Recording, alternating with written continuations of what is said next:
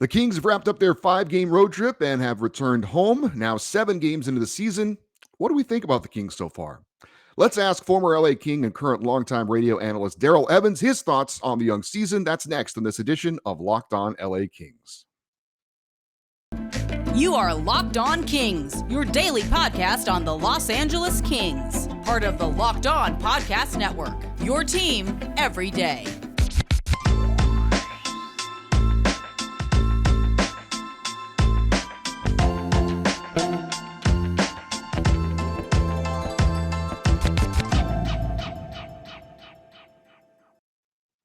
Hey, Kings fans, welcome to Locked On LA Kings, your team every day. Thanks for making Locked On LA Kings your first listen every day. We are free and available wherever you get your podcasts and on YouTube. Please like and subscribe if you're enjoying this content. At last check, we were at 794 subscribers, well on our goal to well on our way to our goal of 800 by the end of the month. So thank you so much for the support of the YouTube channel.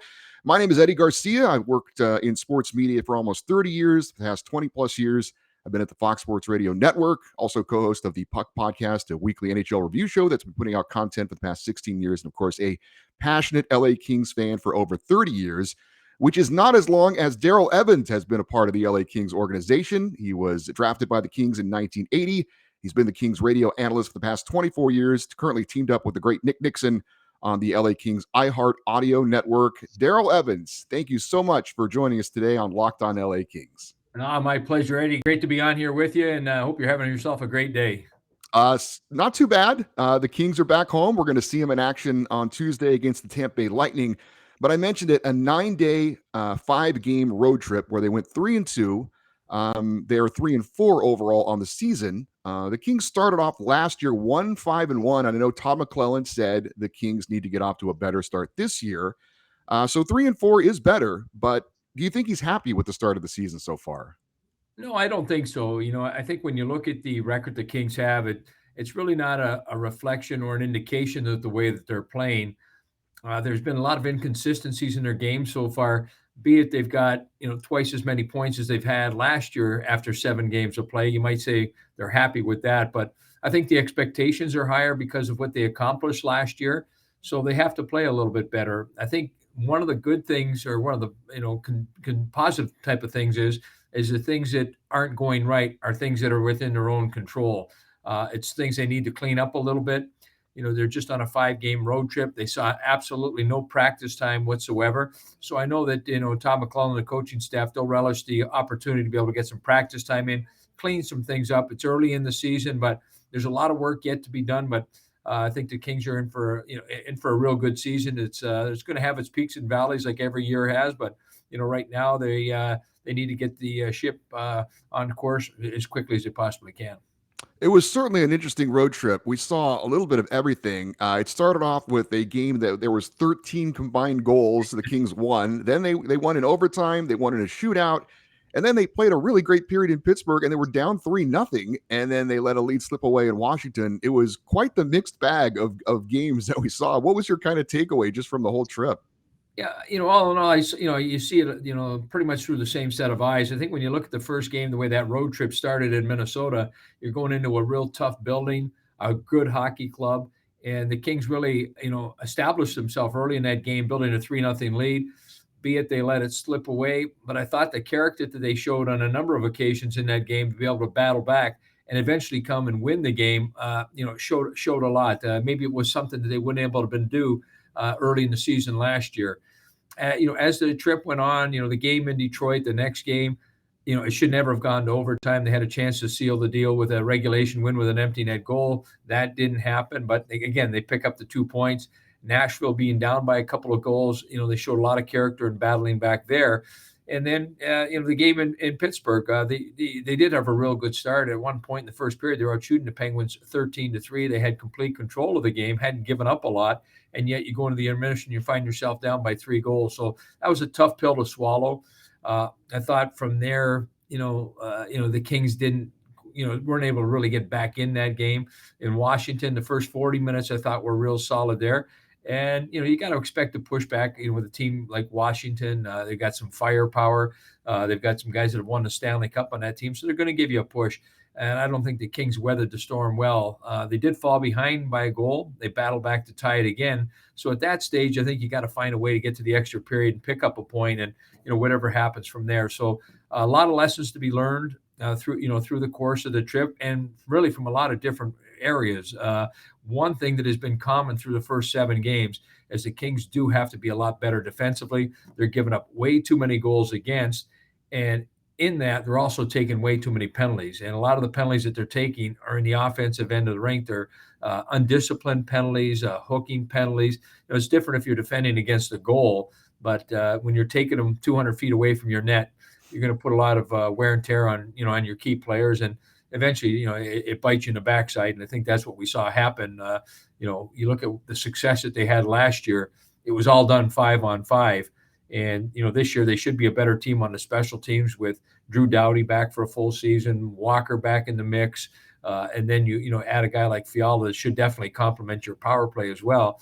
And yet that hasn't been the case early on. So they've got to clean things up in every area of the game. But I think first thing they can do is start it by taking fewer penalties and reestablish yourself. The identity that this team's had for the last 10 plus years has been a tight checking team, defense first. And that's where they, led them to Stanley Cups, 10 years ago. That's the identity they have to reestablish. So I mentioned we've seen a little bit of everything on this road trip, but I don't think we've actually seen 3 solid periods from the Kings. Would you agree we have not yet seen the Kings put a full game together the way they need to? You hit it right on the nail, right on the head right there. They have yet to play a complete 60-minute game. The parts of the games that they've looked great in, they've looked real solid, and they can compete with everybody. But that's what separates you from being a great team. It's, the consistency factor. Right now, there's a lot of inconsistencies in the Kings game. On a couple of given games, it's, like the early games, Kopitar's line was off to a great start, and then with Arvidsson, who hadn't played, after the surgery he had through the offseason, he got in the mix, took a few games to get the timing going. So the second line wasn't getting the contribution. Then, last game in Washington, the second unit with Danault, Arvidsson, and Moore, they were outstanding. And yet, Kopitar's line wasn't quite where they needed to be. We've seen a lot of energy come out of the Lizotte line. Byfield's line had a little bit of a slip after losing Iafallo. So there's just, again, I think when it all comes together, everybody's going to be pretty happy with what kind of team this is. They've got more depth than they've ever had. They've probably got more firepower. Still a little bit of a question is how they're going to be able to defend with the efficiency that they've done in the past, but that's a matter of everybody buying in. And, the young guys that played last year towards the end of the year and into the playoffs against the Oilers, they proved that they can get the job done. So it's just, sacrificing a little bit of the other stuff, especially when things aren't going right. I think if the Kings start from the defensive side of things, they put themselves in a better position to be able to execute down at the other end. Maybe it's a little bit surprising the Kings haven't gotten off to a better start because they aren't really incorporating a lot of new players. Yeah, there's Kevin Fiala. You've got the youngster and Brandt Clarke, who we're going to talk about a little bit later, but everybody else has pretty much played together, and some of them in the same roles they're playing this time. So I know we can always say it's early, but at what point is it no longer early? You know what I mean?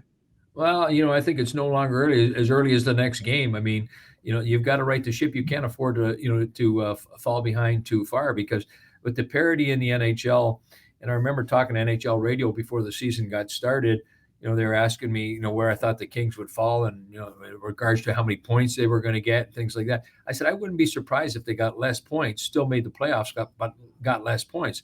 I said, I expect teams like Calgary and Edmonton to drop off, even possibly the Kings, their point total to drop off, but I expect to see a rise from the bottom. And so far in the early part of the season, we've seen that. Seattle, I thought, would be a better team, and so far they've shown that the players that they've had, there's a lot more competing them.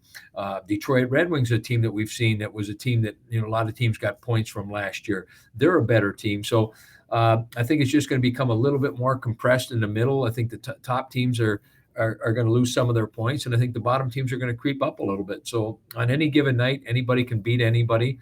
But you don't want to fall too far behind. And it's not necessarily wins and losses right now. It's more so the way that you're playing your game. And Kings haven't played to their potential yet at this point. And I know you mentioned a key thing there, Eddie. You're saying there was not a lot of personnel change, but I think we also have to understand too that the Kings played half a season last year without Drew Doughty. Walker wasn't even in the mix after the first handful of games. So that's a couple of new guys into the mix, and and then again, Fiala's in there now. Gabe Vilardi, even though he finished the year, Byfield, they finished the year.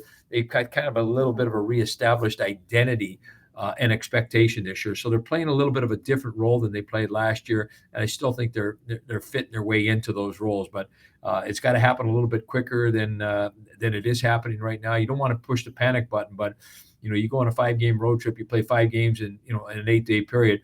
All of a sudden, next thing you know, you've played 13 games, then you've played 18. A quarter of the season's gone, and you're still looking to right the ship. So the sooner the better for the Kings. Much more coming up with longtime LA Kings radio analyst and former LA King Daryl Evans in just a second. But first, the numbers don't lie. In the last decade, over 4 million people have chosen SimpliSafe Home Security to protect their home.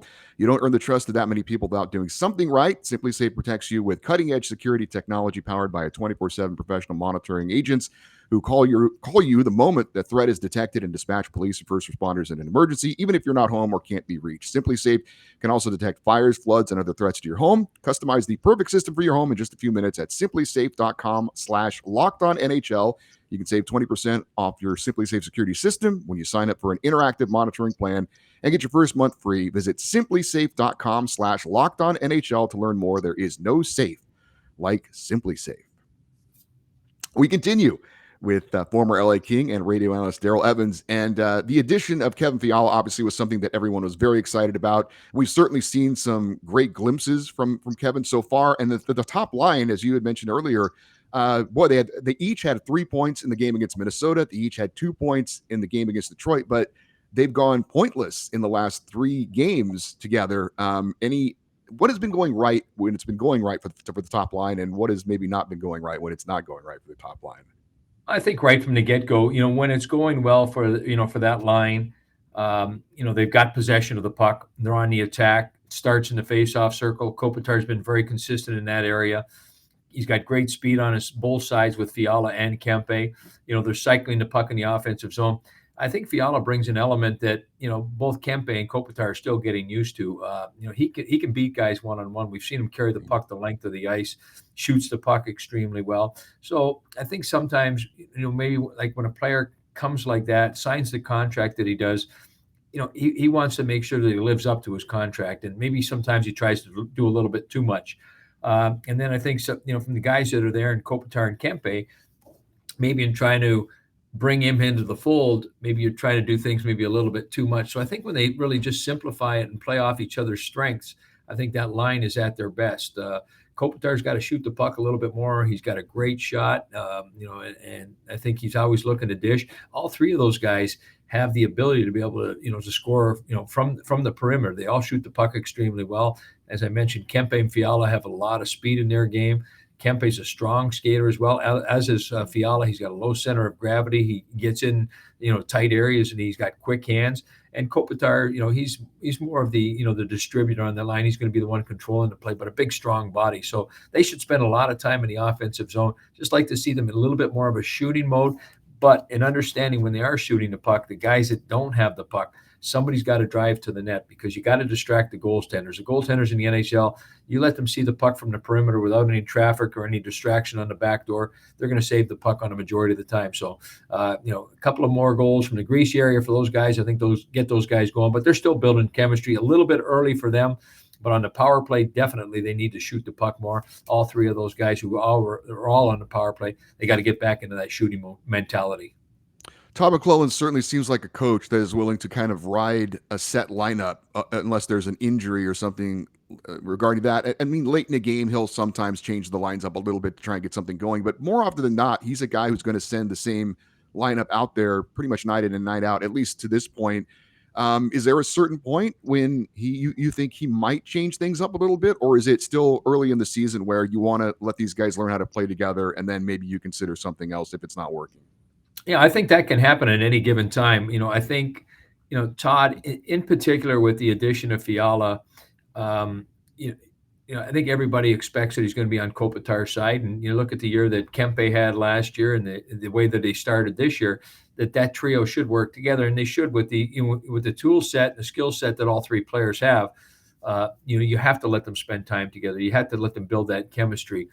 And what will allow them to grow quicker and have more success is the success of the hockey club. So instead of those guys having to take the team upon their shoulders and grow as a unit, this is where you need the contributions. Now, I think the no line's starting to take over a little bit of that, that leadership, that onus, and they can, kind of give them a little bit of breathing room. You've got to have 2 and 3 lines, and maybe even 4. I mean, even last year, the line with Lizotte, Lemieux, you look how many goals that those guys put up. Kings are at their best when they play 4 lines, and that all comes back to staying out of the penalty box. When they play with 4 lines, they can play with a pace, and that keeps those other guys fresh because the Kopitars, the Kempes, the Deneaus, these guys are on both sides of the special team. That takes a lot of wear and tear. And if you're late in a hockey game, you're looking for a goal.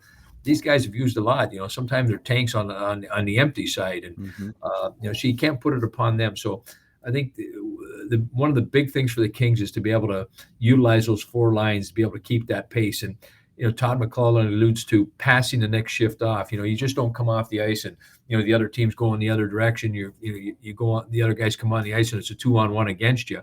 You pass it off. Like if you're in the offensive zone, let's say Kopitar and Kempe are cycling the puck. Now maybe Fiala goes to the bench and Trevor Moore steps on the ice. Well, Trevor Moore gets the puck from Kopitar. Maybe Kempe slides off the ice. And so now you get fresh legs, you got possession of the puck, and you start, in the offensive zone, or at least you're going in that direction as opposed to, hanging the guys out to dry down at the other end. So again, these are just little mental things, mental errors that you make early in the year, just getting the timing and all that kind of stuff back. And the Kings just need to pay a little bit more attention to those things. Well, you talk about other players picking it up in a team effort. One of the real bright spots so far has been Gabe Vilardi. He's leading the team in scoring right now with 7 points. What are you seeing from him so far that makes you think that this could be a really big breakout season for Gabe? Yeah, I think it will be a great year for him. He's got a really good skill set, big, strong body, shoots the puck well, good hockey IQ, protects the puck well. I think when he was in the middle of the ice, a little bit more difficult for him. Not a gifted skater, not that he's a bad skater, but not a gifted skater. And I think by being on the wing, a little bit of a less responsibility in the defensive zone. Todd McLellan was talking to us a little bit about this the other day, that in a defensive zone, he's starting from the top of the circles as opposed to starting from the goal line when he's down supporting the defense. So now when he gets the puck, that distance that he's got to go is a lot less. And especially if you have to do it 2 or 3 times on a shift, and then you multiply that over the course of a game, over the course of a road trip, it takes its wear and tear on you. So I think he's allowed to play to his strength a little bit more now that he's playing on the wing. I think he's adapted well, adjusted well in the offensive zone on the power play. He's got that net front position where I think he's going to pick up a lot of goals eventually just because of his size, his strength, and his awareness of where he is on the ice and be able to get on some of those loose pucks with his reach. So he's having a real good start to his year. And the Kings, this is something that they've been looking for, with him, have a breakout. And right now he's on pace to have a real nice season. But most importantly, I think he's doing a lot of things, even away from the puck, his checking, working along the boards. He's getting involved in those areas. So he's playing more of a complete game than he's ever played in his career. And one thing you can tell the minute you see him, when he's out there, he's got a smile on his face, which tells you he's having fun. He's got some confidence underneath him. And, let's face it, when you're a confident player, you're going to be a more productive player because, you just feel better about your overall game, knowing that the coaches feel good about you, your teammates feel good about you. And right now, Gabe Vilardi is performing just like that. Well, we know last year the power play was not good enough, and it was a point of emphasis for this season. And it seems like it's in a better place. We're still waiting for it to be maybe a little bit more productive in key moments, but the power play looks like it's developing. And again, early in the season, that type of thing. But what have you seen from the power play this season as opposed to last season, which makes you think that this is something that could be an asset for the Kings in this season as opposed to last season?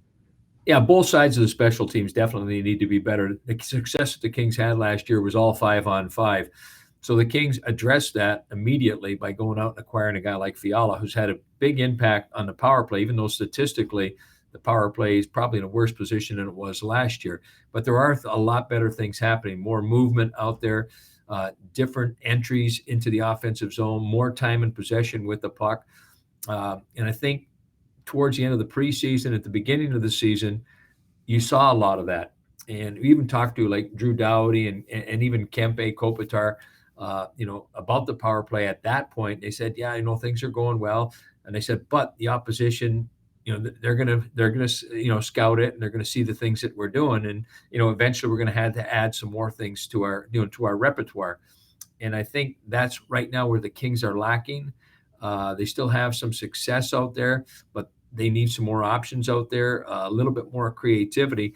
And because in this whole road trip, they didn't have one day that they could go out there and really have a practice. They didn't have any practices on the entire road trip. So that's something they'll take advantage at home. And Drew Doughty mentioned on Friday in Washington before going to the game playing against the Capitals, he said they got to get more guys around the net. A lot of their shots are coming from the perimeter the last few games with no traffic in front, no distractions, no second chances. So that'll be something they'll pay attention to. But the power play has got a lot of potential with the personnel that they have. They bring the work ethic in that they play with 5-on-5. And that's just to be said for all teams. You've got to match the work ethic of the penalty killers. You think just because you got an extra guy out there, it's going to come easy. You've got to outwork those penalty killers because they're down a man. So you've got to outwork them, match their work ethic. And if you do that, that's when you'll have success. A couple more questions with radio analyst Daryl Evans in just a moment. But real quick, check out Game to Game NHL. Every moment, every top performance, every result. Locked On Game to Game covers every game from across the NHL with local analysts that only Locked On can deliver. Follow Game to Game on Locked On NHL, available on the Audacity app, YouTube, and wherever you get your podcasts. So, Daryl, I have to ask you about Brandt Clarke. Everybody always gets excited about the new young player on the team. There's certainly a lot of things to get excited about Brandt Clarke. He's got that 9-game tryout before the Kings have to make the decision on him. He's played 6 games so far. I'm not going to ask you what you think the Kings are going to do as far as their decision, but what do you think? I mean, tell me your impressions of Brandt Clarke and some of the things he does well and some of the things he still needs to work on. Well, I think right from day one, when the rookie camp came, the rookie tournament, before the main camp, it was, how's he going to perform here? How's he going to look here? And I think he's answered the bell in every occasion. He had a great rookie tournament up in San Jose, stood out. His hockey instincts are real solid. He's got an active stick defensively. He's great when he gets the puck on his stick. He's got great vision on the ice, and he can complement, the players that he's out there with. And then the main training camp, he's not going to be able to do it against NHL guys. And, and then the regular season started. And I think he's fared well.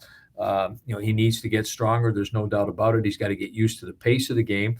And we all learn each and every time we step on the ice, against our opposition, their tendencies and things like that, where you need to be. But he's definitely a player that can be a difference maker in a hockey game. He wants to be a difference maker. He's got ice in his veins. He's not afraid to try things out there. And I think the growth to this point, 7 games into the season, has been real nice. I think he's proved that he can play at the NHL level, and how much you can learn in practice each and every day. He's a big sponge out there. He's absorbing things all the time. Is he going to make mistakes? Of course he is. He's going to make a ton of mistakes. And but that's how he's going to learn. It's what happens the next shift, the next game, how you adjust. What do you do the next time you get into a similar situation? And I think he's got the ability to be able to bounce back and do that. So I'm excited from what I've seen so far. I think the Kings have a keeper. I think they've got a guy that's going to play a lot of years in the NHL, and he's going to be a contributor. One thing, like I say, that he brings that the Kings haven't had a lot of back in the blue line is that creativity and that threat to be an offense. He loves to jump up the ice and join the attack, fourth man on the rush. Even in the offensive zone, you'll see him down below the goal line, then he'll come back out and get a spot back up top. So, he'll learn each and every day, but I think the Kings got a promising player in Brandt Clarke. And I have to ask you about the goaltending. I know the Kings have allowed an NHL high 31 goals so far on the season. Of course, they have played 7 games, and there are other teams that haven't played as many and haven't had as many opportunities to allow goals into their net. But Jonathan Quick, we obviously know very well. Cal Peterson has seemed to struggle a bit so far. Just your general thoughts on the goaltending at this point. Yeah, I think Cal has struggled a little bit. I thought that the game in Nashville, he did a really good job battling back when the team was down by 2 goals. Put up a hell of a third period there, and then I think it was in overtime. I think he faced 7 shots by the Predators, and then it was perfect in the shootout. And that was a real good stance for him in that game. Unfortunately, the next game against Pittsburgh, a couple of breaks late in that period, I think just kind of derailed him a little bit. I still think he's still looking to regain that swagger that he had in his game, and the only way you're going to do that is, with some victories, and you want to be a difference maker in a game too. So he needs some support of his teammates right now. He's a young goaltender, but he's got all the ability to be able to do so. Jonathan Quick, on the other hand, I think, his record is not really a reflection of the way that he's played. I think he's performed really well in the games that he's played. He's a competitor out there. And I think he deserves a little bit better fate than where he's at right now. So I'm not worried about Jonathan Quick. I think his numbers are going to be exactly where they've been throughout his entire career. He's going to get back up to that, 910, 915 save percentage, and he's going to give your team a chance to win each and every night. He's got a lot left in the tank. He's got a lot to prove. He's also in the last year of a contract, and last year, I think, was a great taste. You saw, what he did going down the stretch. He put the team upon his shoulders, came up with some great games, played solid in the playoffs, and having a taste of playoff hockey, I think, has inspired him to really dig in. I know this summer in the off season, watching him here at the training facility, he was out earlier than he's ever been in his entire career, getting his game on track. So he's committed to do so. I think once the team in front of him, they get everything ironed out, get the wrinkles out, buy into the defensive part of things, which they're all capable of doing. I think both Jonathan Quick and Cal Petersen, you're going to see their numbers, get corrected, and that goals against is going to go way down.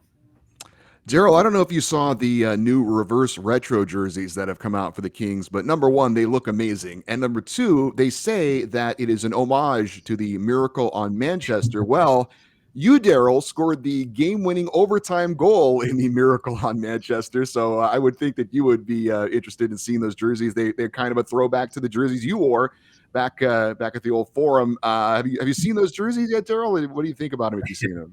I have, and they're pretty sweet. Yeah. I've always had a soft spot for the purple and gold, or Forum blue and gold, as we call them. Yeah. But I even know, like, going around the league, and when teams come in, and it's such a popular jersey because it's so different from every other, with the color makeup, with the purple and the gold, and I think they've done a really good job on this jersey. It looks great, and I think it's going to sell extremely well. It won't be long before we see a number of them, not only here in Los Angeles, but I think across the league in different buildings. I think it's a nice collector piece, and again, a reflection, bringing back that old purple and gold is always got a little bit of a soft spot for me. Yeah, same here. Absolutely. He is Daryl Evans. Be sure to tune in with him and Hall of Famer Nick Nixon on the radio call for the LA Kings all season long. That's on the LA Kings iHeartRadio network. Daryl, this was awesome. Thank you so much for doing this. Hope we can check in again at some point in the season, and always appreciate your time and all the time you always give to LA Kings fans as well. My pleasure, Eddie. Keep up the great work, and I'll look forward to doing this again tomorrow. All right. All right. Thanks, Daryl. Take care. We will do it again, Eddie. Absolutely. Take care. You too. That was awesome. Thank you, Daryl Evans, for that. Of course, the Kings will be back in action tomorrow night at Crypto.com Arena, hosting the always tough Tampa Bay Lightning. Face-off set for 7:30. It'll be broadcast locally on Bally Sports West. Of course, on tomorrow's show, we will have a full preview of the LA Kings against the Tampa Bay Lightning. Also some news on some roster moves the Kings have made, and also going to take a look at the Pacific Division and how things have shaken out for some of the other teams in the division. Some teams are doing as well as expected, and other teams not so much. So we'll take a peek at that as well. If you want to send some feedback to me about the show, we always welcome your emails. It's lockedoneddie@gmail.com, EDDIE, lockedoneddie@gmail.com. We're on Twitter at Locked On LA Kings, and also Instagram at Locked On LA Kings as well. Thanks for making Locked On LA Kings your first listen every day. Now make your second listen Locked On Sports Today. The biggest stories of the day, plus instant reactions, game recaps, and the take of the day, available on Audacity, YouTube, and wherever you get your podcasts. I'm Eddie Garcia. Thanks for listening and watching Locked On LA Kings. Go Kings, go.